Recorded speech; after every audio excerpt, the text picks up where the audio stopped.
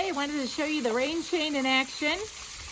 You can see this one comes off the side of the roof or corner of the roof.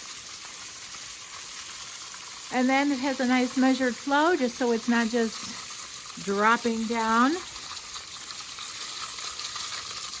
can see it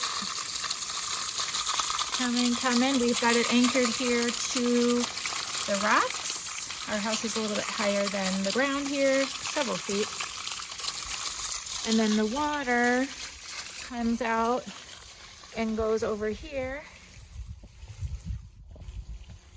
It's routed this way, if you can see. And then we've got it routed this way away from the property, off to feed the lemon tree, and out that way.